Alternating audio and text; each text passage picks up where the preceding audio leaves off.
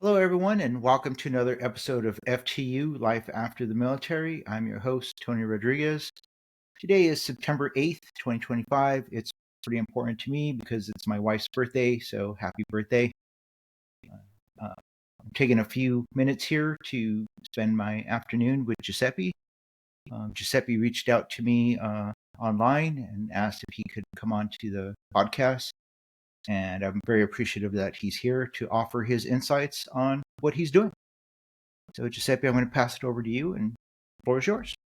And Tony, I appreciate it. I really appreciate it. Looking forward to this, and happy birthday to your wife. So we'll jump right in and then I guess get the birthday cake, right? So, but yeah, I appreciate it. So Giuseppe Grammatico, that's a mouthful. In the franchise space, currently live in New Jersey, and I started my company years ago because I felt a lot of people were in the same kind of situation as me. Getting a corporate job out of college and just not feeling fulfilled, just not knowing what the next steps were, not knowing what to really do, and got into franchising over 2 decades ago, and been helping people ever since, and really hiring themselves. Signing the front of the check versus the back of the check, as someone had mentioned to me on one of my shows. So really, at this stage in life, get to help individuals figure out those next steps. So whether they were a corporate executive or coming out of the military, what is next? And in this day and age with the internet, you think it'd be pretty simple, but I think there's just too much information. I feel like there's a lot of general advice, but no one really dives deep into saying, okay, maybe these are your next steps, but how the heck do you even go about doing the research? Almost kind of like a step-by-step or like a daily plan. So that's why I got into franchise coaching and consulting, and in that, I'd love to help individuals, especially people coming out of the military, figure out what is next. And not to say a business or a franchise is for everyone, but just to say, hey, these are some steps, these are some things to consider, so that when you are eventually making that next career transition, these are some things to consider. So, No, that's great. This is actually a great topic because I have a few friends, right, who are retiring from the military, and they've considered starting a franchise. And my question to them is like, well, do you have a business plan? And that's the first time anybody's asked them of that. So right. I'm actually kind of curious, like, what steps did you take to like pursue your first franchise? Yeah, so that was going, about 2 decades ago, and really taking a step back. So I did everything the long way. So worked in the investment world, and I thought, okay, well, I got this education. I'm the first person in my family to go to college. First, English was my second language. My family came over from Italy, so was trying to figure out, okay, got the college education, got the Series 7 broker's license. Just hated it. So I figured, let me try different companies. Let me try different positions, which led me back to grad school, which led me back to the investment world, because at that time in 2000, I think it was 2 or 3, there wasn't a lot of hiring going on at that specific time in that space. So I just knew I wasn't happy. So I did a lot of research. There wasn't as much information online. There was a lot less podcasts and YouTube videos. And I stumbled across a franchise consultant, and basically walk me through the different options of owning a business and then owning a franchise business, which, if I had to describe the difference, one is obviously a startup. You're figuring everything out from scratch.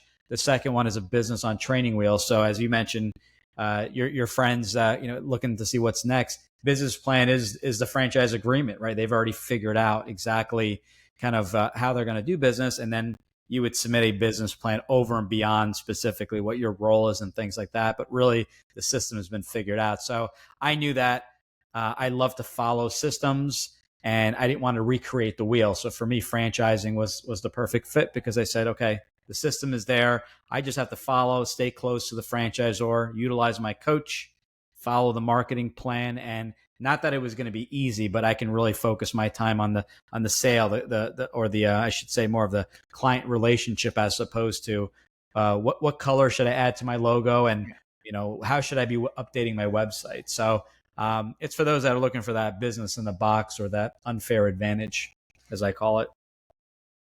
That's great. Because again, a couple of colleagues asking them like, well, what do you want to do? Are you trying to start your own, um, you know, restaurant or what Mhm. is it? And they're not sure. They just know that they want to start their own business. I have one friend who started up his own auto shop, and he started that up from scratch, just Okay. barely. Um, but he was smart enough to pick a location that has a lot of traffic.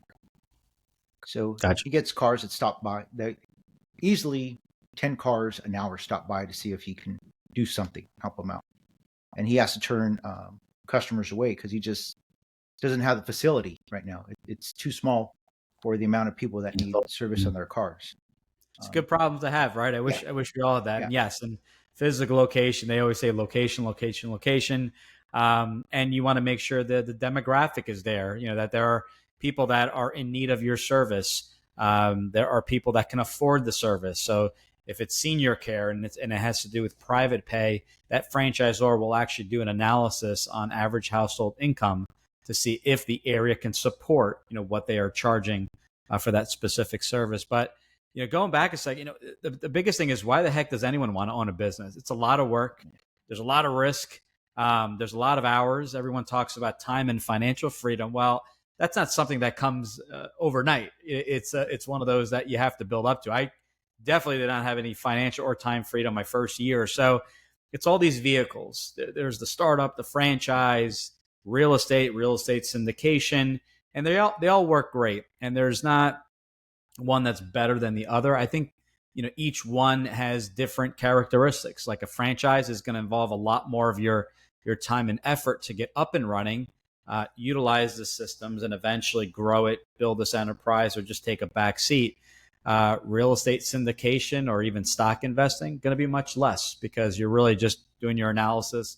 You're not running these companies per se, but you're just kind of reading the reports and just being informed. So both can make returns. Obviously, the time commitment and the ranges of income are definitely going to vary, but it's all about finding that right vehicle. And um, I would say most people I talk to think it's all fast food and it's millions of dollars, and they automatically rule themselves out and they say I'm going to be unqualified. I don't have that money. And what people don't realize is that there's 4,000 franchise companies in the U.S. alone. They're in every industry, every investment level. So aside from fast food, which is probably the first thing people think of, there are other areas like senior care, such as water and smoke mitigation, restoration, business coaching. Believe it or not, there's a franchise around expense reduction. So when you're getting into these non brick and mortar storefronts, or something that you can run from home. Not necessarily your clients coming to you, but Yeah. you're going to the clients. You could be at a 100,000, 150,000 or less all in investment because there is no storefront, and in many cases there are no employees. You're utilizing contractors. So if you could think of a business, dog waste removal, eyelash extensions, and everything in between, there's a franchise out there for you. So, how did you come about all this information? Because, like you said, a lot of people just automatically assume that it's fast food, or uh, for me, what I think of automatically, first things I think of is either McDonald's or Dunkin' Donuts. Yeah, it's what most people think of. So, and the same for me back in the day with Subway, McDonald's, and it was really my coach. My coach sat me down and said, "We have a different way of doing things, and this is why I became a coach as well." He said, "It is just completely overwhelming. Just because your neighbor owned the Subway franchise and was successful doesn't mean you will be successful. Why? Because they each person brings a different skill set. Each person is looking for something different. They may already have experience in the food sector. Another person may not. So what it comes down to is looking at a franchise is, okay, this is a business, but what does the ideal situation in a perfect world look like? And this was the eye opener for me. So kind of starting with the ideal business and then working in reverse to figure out what was available. So my number one thing, believe it or not, and I still remember this conversation, was I wanted to be as recession resistant as possible. So when I think of recession resistance, because this is going back where the economy was kind of, on the Yeah. downturn, stock market wasn't doing too well. I wanted something to do well regardless. And we got into maintaining healthcare facilities. Other areas that I think of are senior care. Regardless of the economy, people are getting older and they need assistance. Expense reduction, water and smoke mitigation. These were franchise. These were some of these businesses like removing mold. Not really that sexy of a business, Yeah. but it had a lot lower investment and it was recession resistant, regardless of the economy. We just had a stress test during COVID. These businesses did well. They were essential. They still, it was obviously a little bit more difficult to do business, but doing well. So really the reality came to, what does the ideal business look like? From where are you located? What is your investment range? One of the most important things people miss, what are you good at? A roofing franchise does not require roofing or home service knowledge or experience. They're looking for one thing. Or actually two things. One, can you follow a system? And then number two, are you able to network and get out into the community, go on a sales call, be a people person? That's what they're looking for. Roofing, that can be taught to anyone. Ultimately, they're looking for that person to follow that system, follow through, get to know the community, the Chamber of Commerce, and things like that. That sounds awesome. And so, picking up on that, so have you fallen into the coaching realm yourself? Yeah, so I've been helping close to 2 decades now, people doing the exact same thing, figure out if a franchise is the right fit and then what that ideal fit looks like. So I've been doing this for a while, and it's a great service, the same service I used in coaching and consulting back in the day, because it doesn't cost me anything. We're paid from the franchise companies just like a real estate agent. So some of that we work with will come join us. We'll figure out together what the ideal business looks like, figuring out if the timing is right. They make the investment through the brands. We're paid a referral fee, just like a real estate agent or executive recruiter. So it's a very simple process. And I always say I work with the willing. If you're willing to put in the time, I'm going to give you all I got. If you're to have time constraints, we got to figure out where to find time, just like I did when I worked on Wall Street. If there's no time to do the due diligence, I take a step back and say we need to figure out time, because the due diligence is maybe a few hours a week, but what happens when you actually launch the business? So, Yeah. So I guess if somebody wanted to pursue this opportunity, if they wanted to get in contact with you, how would they do that? Because this sounds like an awesome opportunity. so I work with essentially anyone that is considering business ownership across the entire U.S. and Canada. One interesting stat from the IFA: 1 in 6 franchisees are veterans. And then I did a little research into we have a new CRM, Go High Level, which I highly recommend. 1 in 5 families we worked with have served in the military. So what I tell everyone is, if you go right to the website, because my name is hard to spell, so it's GG the Franchise Guide, GUIDE. So GG the Franchise Guide. You can go on there and listen to our podcast. We have over 250 episodes, and you could search by topic. So if you want to learn about exit strategy planning, or the legalities of a franchise disclosure document, or accounting, or whatever the topic is, you can search by keyword. Some people are more, they want to just read the book. I wrote a book back in 2020 called Franchise Freedom as well. It's my exact blueprint for finding my first franchise. So they can go there, and however they like to kind of digest information, read through the material. Some people say, you know what, I'm ready just to have a conversation. The service doesn't cost me anything. So on the website, you can book a call. There's a top right-hand corner. It's going to ask you 3 quick questions and give you access to the calendar. And then we meet via video for 20 minutes and have that conversation. Why do you want to own a business? A lot of people I work with have never owned the business. So I like to tell them, hey, this is definitely a risk here. I want to make sure you understand what it takes, but I also want to make sure you have that financial buffer. So if you are coming out of the military and you're going into business ownership, making sure you have 6 months living expense, making sure that someone's paying your rent or your mortgage or your student loans or whatever expenses you have. So we do a lot of financial planning as well, making sure they're well prepared. And If everything goes well, we send over a questionnaire, some additional info, and we book a second call, which is a deep dive into what the ideal business looks like and how am I going to fund this venture. That's great because, again, I know quite a few veterans, and when they're coming out, they have. I don't think veterans have a good grasp of how difficult the job market is right now, and everybody wants to say thank you for your service, Right. but you need to show some sort of skill that they need, not just a great skill, but do they need it? Correct.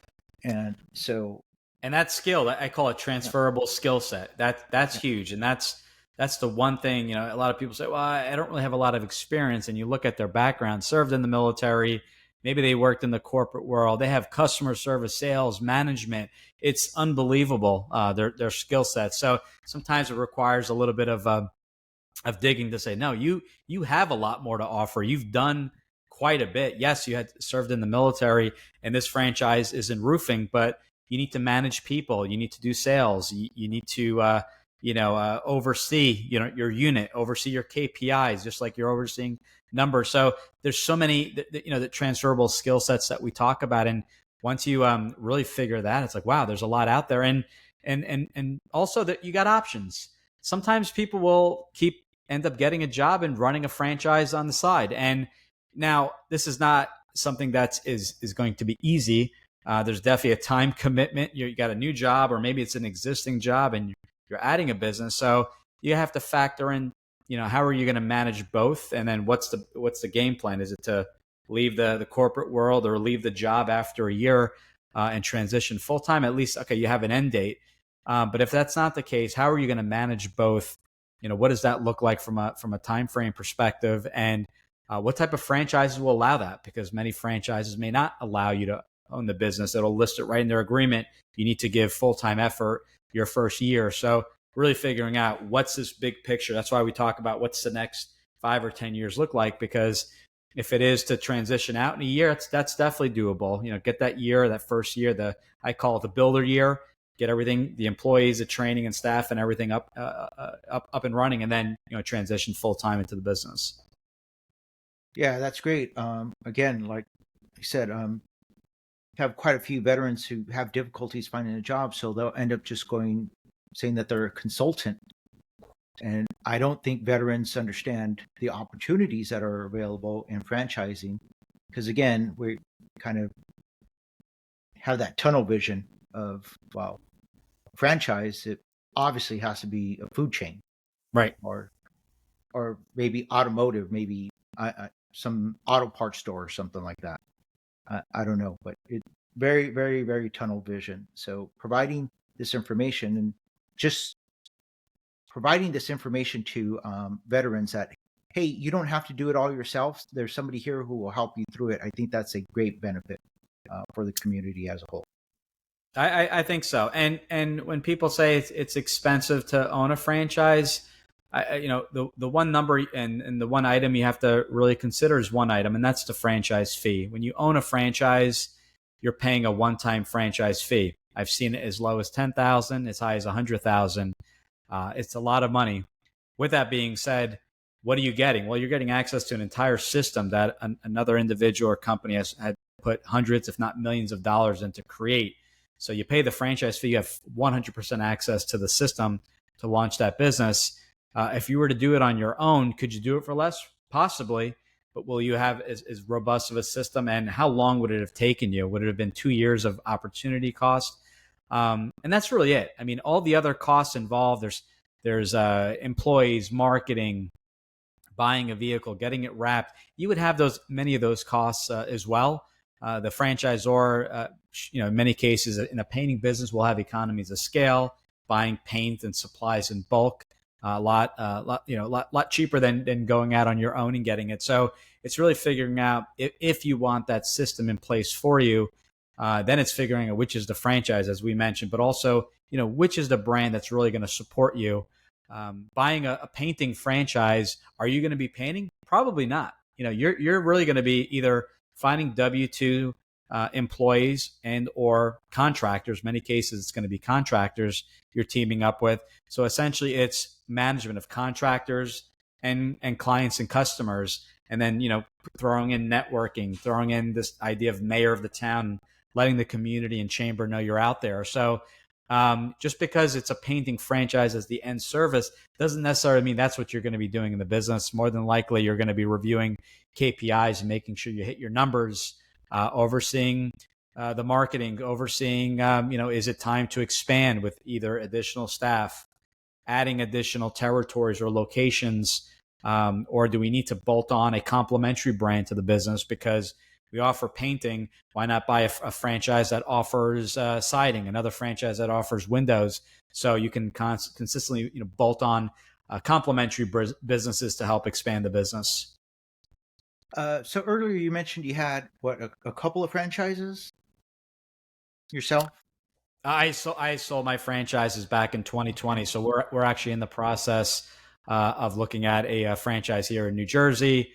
We had some regulations when it came to the state, which have all been addressed. So we're looking at something in the salon suite space, where essentially it's a hybrid real estate play for the health and wellness industry. Okay. So when you had your franchises, were they both in the same industry, or did you diversify? Actually, it was the same franchise, multiple territories, Okay. but it was in building services. So the reason we went with that specific franchise was that it had an unbelievable number of revenue streams. So we offered general cleaning, but we also did painting. We did hardwood floor restoration and repairs. We fixed cracks in concrete, disinfecting, before and after surgeries in the healthcare space. We sold products to the property manager. So we offered all these services, but we came down to, it's kind of the 80-20 rule, where you had a handful of the services made up about 80%. So it was kind of a one-stop shop. A building or property manager would reach out to us, and we would maintain essentially the property from the inside out. So great business, a lot of moving parts. But you really, you got in and you got to really own the building and own the space by offering multiple services. That sounds great. So I don't want to bring up any bad memories, but do you have any, I guess, stories or any experience with maybe some franchises that had some difficulties or maybe weren't as successful? And if you could narrow it down to what was the difference between a successful one and one that maybe wasn't as successful? That's a great question. So there's two sides to that coin, right? It's the franchisor and the franchisee. So I'm going to answer it this way: we've seen franchisees fail.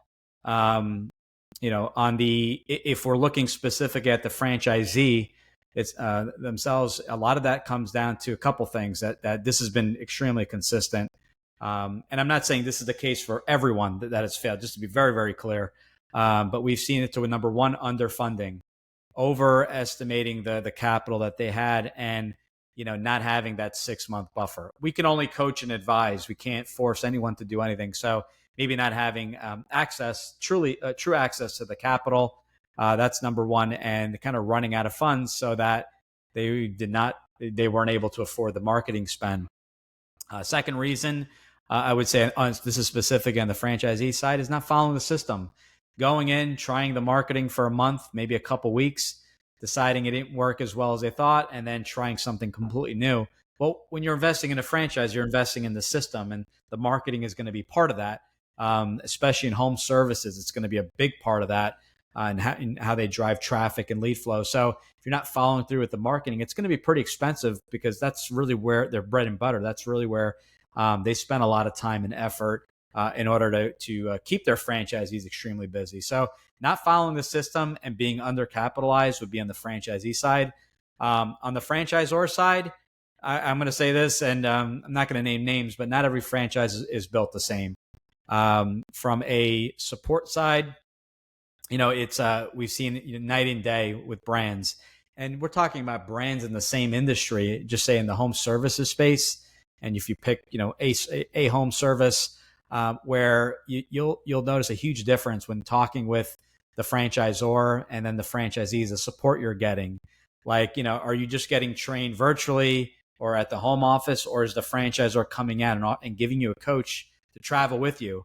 I work with a painting franchise where sometimes the founder and CEO will come out, or one of their head coaches, and help you win your first couple clients, help you find your first couple contractors, make the introduction to the vendors, do it together, because you're coming out of this big training session, you're excited, now Monday hits and it's like, where the heck do I even start? So I think there are brands that truly kind of stepped up with their support, a lot of hand holding, lower ratios where you have one coach for every 5 or 10 franchisees as opposed to 20 or 30. And where, when people say, well, how do you know how the coaching is? And I said, it's very simple. You're going to ask the franchisor about their support, and that's part of my coaching. But the missing piece that I see a lot of people make a mistake on is they don't talk to enough franchisees. They may talk to one franchisee and they're content. And I said, no, you need to talk to franchisees running it full time, franchisees running it part time, the rookies, and then the veterans. You want to talk to everyone and everyone in between, because they're going to give you their full kind of analysis and opinion on how the support truly is, or if the franchisor had some growing pains that they now kind of figured out. So talking to franchisees, especially one-on-one, I think is where you're going to uncover a lot of the, it's a great brand, but I'd maybe look elsewhere, or I may, there's definitely some issues with the marketing. Maybe you want to ask the franchisor these 3 questions. So, and then, going back where this will be uncovered is the franchisor just not following through. The franchisor having this big plan, national accounts, doing this, doing that, and experience, and just not moving forward, not actually, following through with their promise. So talking to franchisees, you'll hear that. I think the franchisor's duty is to be open and honest. And if they hit some challenging times, it needs to go back and be communicated back to the franchisees. So I think you'll get a lot of that communication culture when you're having these franchisee validation calls. And you'll notice that brands are not built the same. There's going to be a handful of standouts when talking with the brands. Yeah, that's great information, because again, right, you don't know what you don't know. Correct. Yeah. So, and it's not like if you go in that and you say, hey, I want to be part of your organization, I want to have own a franchise, they're not going to tell you, they're not going to be upfront and say, we're going to give you like 50% effort. That they might be giving you 100% effort. It's just at a different level, at a different, it's not the same as you stated. Absolutely. Yeah. And you gotta ask questions. I mean, ultimately no one can do the due diligence for you. So asking the questions, talking to the franchisee, meeting the founders either virtually or in person, talking to the captain steering the ship. These are important things. These are things that you really have to kind of follow through on, and ultimately it's going to be your decision. But part of the franchisor role also is in the very beginning stages is that they're interviewing you as well. It's a two-way interview in those first couple calls. So they're always if you're not showing up for calls, you're late, you always have excuses. Odds are that franchisor is going to say, you know what, this is probably not the best fit. Yes, you have the skill set, but it is going to be very challenging trying to train you, get you up and running, unless you have a legitimate, something happened or something came up. But if you're constantly late, not showing up for calls, not going through the training, the franchisor monitors this. So if you said you went through the training and you didn't, the franchisor can track that in most cases. So they're looking for that partner. It's going to be a 5 to 20 year agreement. We'll say on average it's going to be 10. So this is a marriage. So this is a long-term commitment. So they want to make sure that they have the right partners and the right individuals joining, and you want to make sure you're finding that right partner, and it's a mutual fit, because it's going to be at least another 10 years together, unless obviously you were looking to sell sooner, which you're also able to do.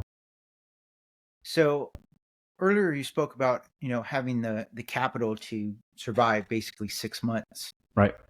So for veterans, we have the VA, but they don't offer loans for small businesses. But there's what is that? The Small Business Administration? SBA. Yep. Do you have any experience with that? Good, bad, Yeah, indifferent? there's lots of SBA is great. It really depends on. It's good to get a full picture of all your funding options. I will say that there's no one option that's better than the next because, for example, I worked on Wall Street and I didn't know it at the time, but if you have a retirement account, if it qualifies, and that's the key word, term there, it's if it qualifies or keyword, I should say. You may be able to use that, but some people are wired to say, I will never use my retirement. And that's the way I was growing up. But afterwards, I'm like, you know what? This is my money. So whether I'm investing in a mutual fund or myself, what's the difference? So it's good to kind of go down the list and say, okay, I can use a retirement rollover of qualified money. I can take a loan on my investments, non-retirement investments.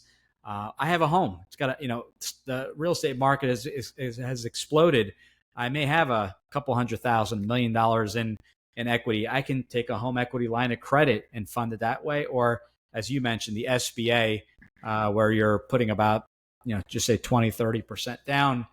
So there's all these great options, and it's good to work with a company. We work with a company named Benetrends, and Benetrends will do a full analysis for free, even a soft credit check to say, you know what, based off your credit score, you do qualify for an SBA up to 300,000. That would be the largest project cost to kind of really look into. And these are all your other options. And if you were to use a combination, you can use a retirement rollover and an SBA. So there's lots of great opportunities for veterans. A lot of the brands will offer a discount, whether it be usually it's a percentage on the first franchise fee. So whether you buy a brick and mortar or something home based, they'll discount the franchise fee. Not every franchise will offer a discount, but there are plenty out there that offer a significant discount.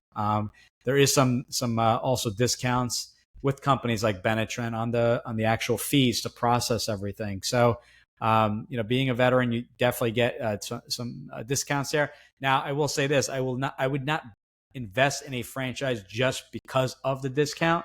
But sometimes you're a tie, or it's really like, wow, I'm really liking it, and on top of it, I'm getting this franchise fee reduced. Absolutely, take advantage of that, and it's a great opportunity. And the more franchises you buy, you get those discounts on those initial franchise fees.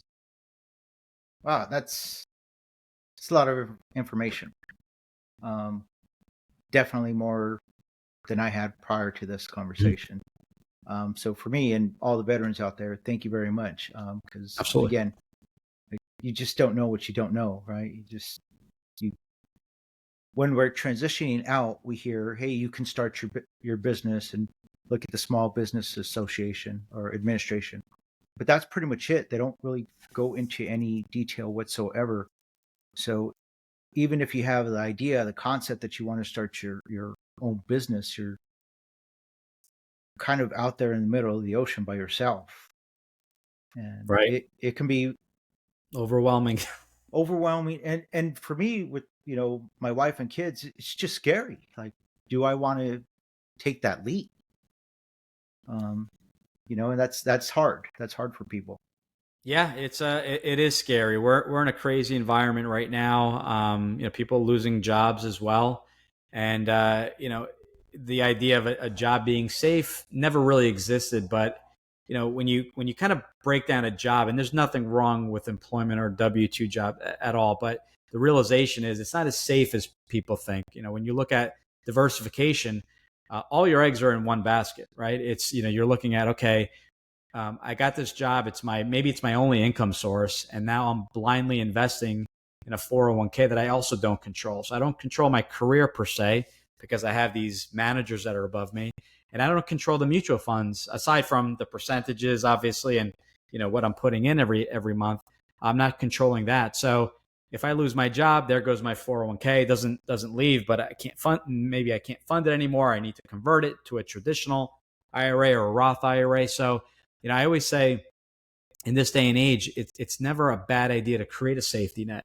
So if you decided to get the job and you don't know what the future brings, do I go back to school? Do I look at another job? Well, a franchise, or we'll call it just a business, can be that safety net. It could be that additional income stream. And you don't do it as you're ready to lose your job. You do that immediately. You start looking into the options and what's out there so that you can maybe spend a few hours every night on the business to the point where it's generating some income. So now you're in the position to say, you know what, I want to leave at this point, or I'm going to wait it out and stay on board as long as possible until, I transition full time in the business. Maybe I wait until the layoff, or they ask for sometimes for volunteers. I know that existed way back when I was last employed. So creating this safety net for, hey, additional income, I control it, it's my business, and I can leave at any point in time.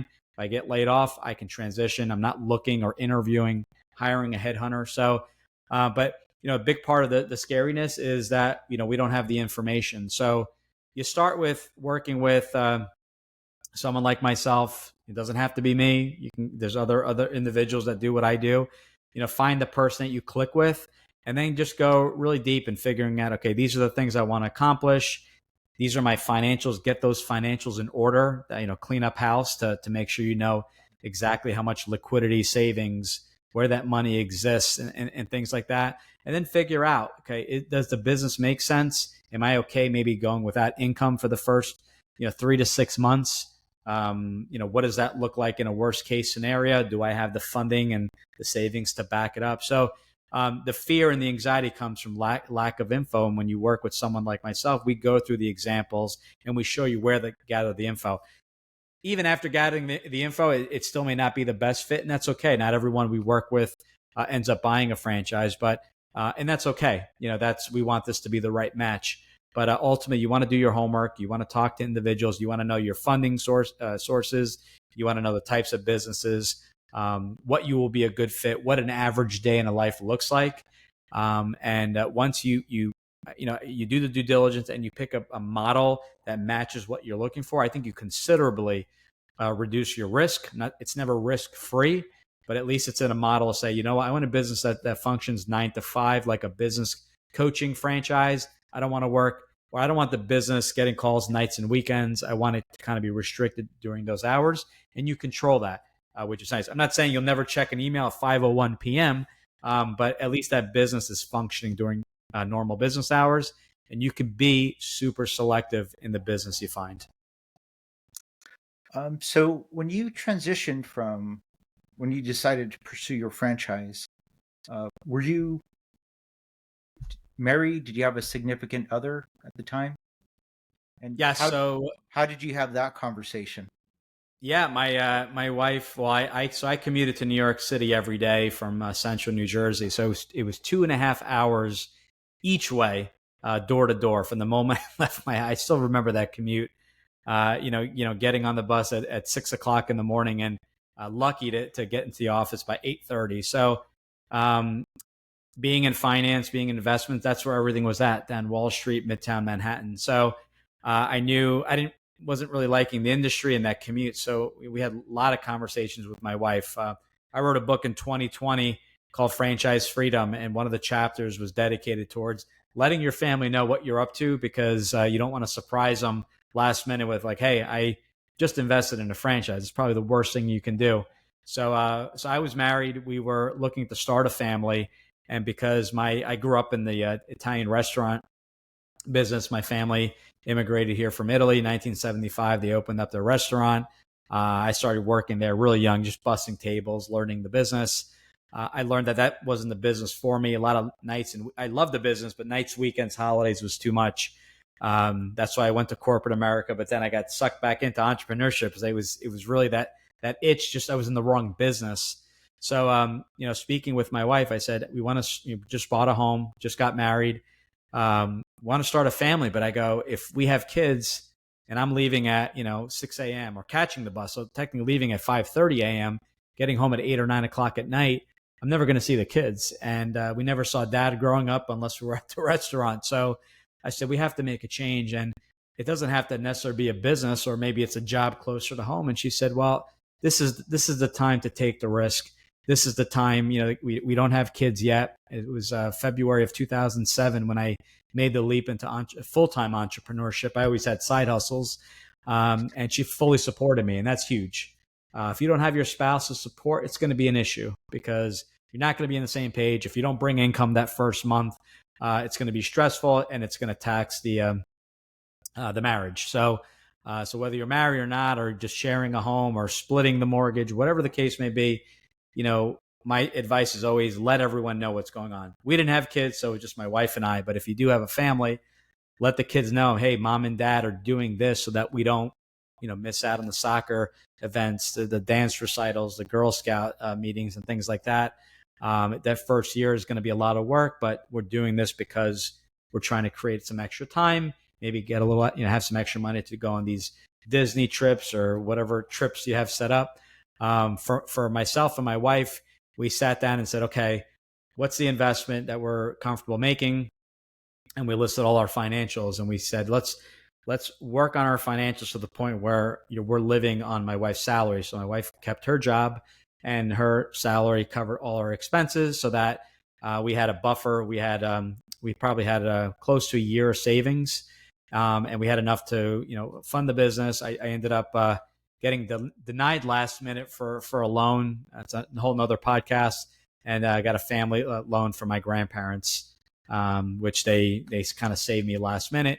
I didn't know about a retirement rollover back then, which I could have used. So I now help people in looking at that. But yeah, we listed our finances. We said, hey, worst case, if it doesn't, I'm looking at no income for 1 year, worst case, because the income I am making, which we did make income, I'm going to reinvest back in the business. I'm going to pull nothing out for 12 months. What does that look like? And we figured it out and said, worst case, it takes a little bit longer. We can utilize, taking some money out of investments if need be, or a credit card, which would be a last resort. So we were very diligent on finding the right business, funding it, keeping it, within a certain range. And for myself, I ran it full time. So I gave it, 100% of my time and effort, which is a huge differentiator versus running it on the side with, a manager or key employee, which can still work. You got to find the right person, but no one's going to run your business like yourself. So, I can say when people say, well, what's your success? Well, I'm not a billionaire. I wish to say I was, but I measure success by why I got into business. And I can say that my son, from the age of 4, he'll be 18 in November, never missed a soccer game. I also became a soccer coach. Never missed a birthday party or event due to work.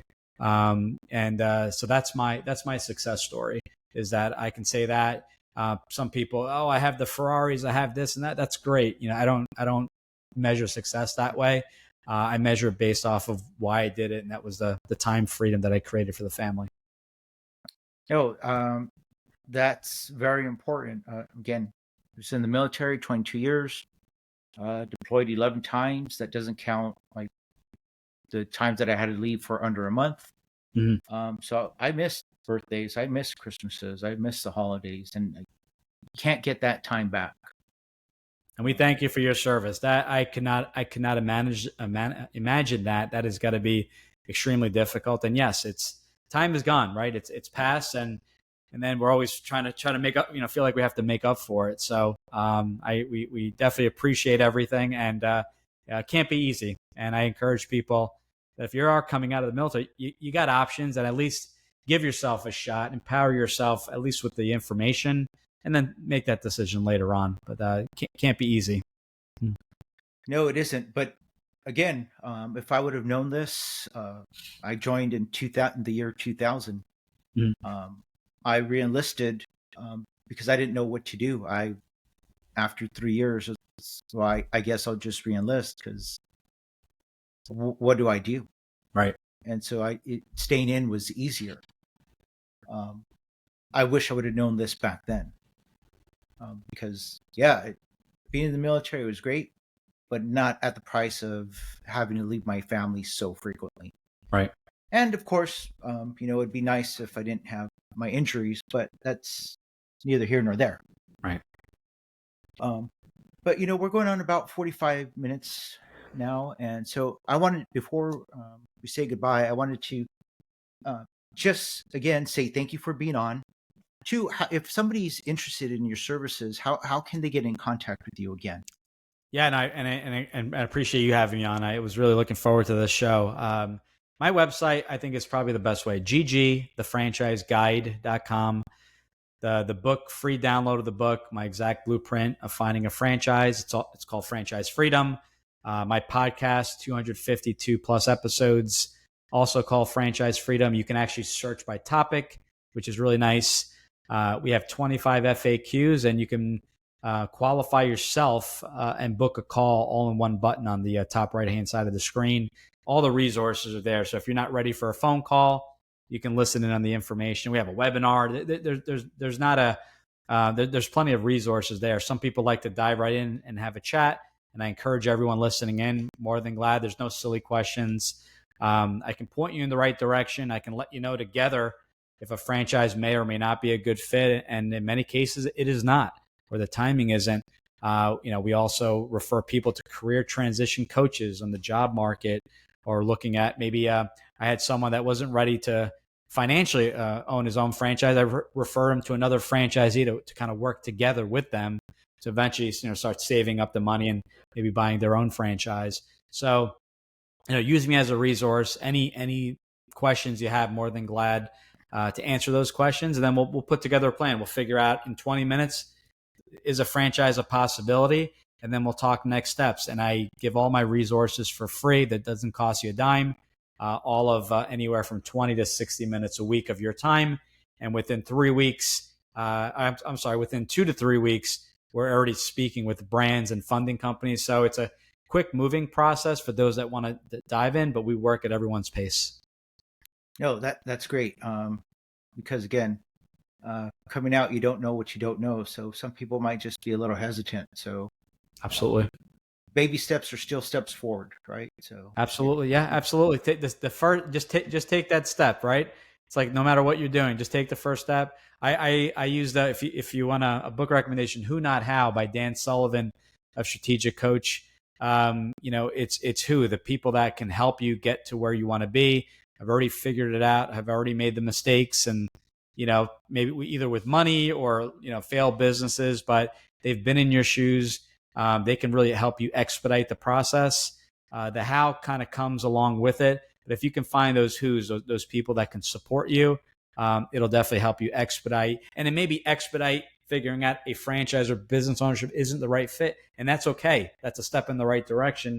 So you can double your efforts on finding maybe that perfect job for those that are looking more for employment. So find those people in your corner. Grab onto them tight and use them as a resource for advice and mentorship. Okay. Well, that's great advice. And again, thank you for being on. My apologies to everybody out there. But again, it is my wife's birthday. So enjoy it. I'd like to take her out to dinner and not have her be upset at me today. And Tony, I appreciate it. Enjoy dinner, and happy birthday once again to your wife.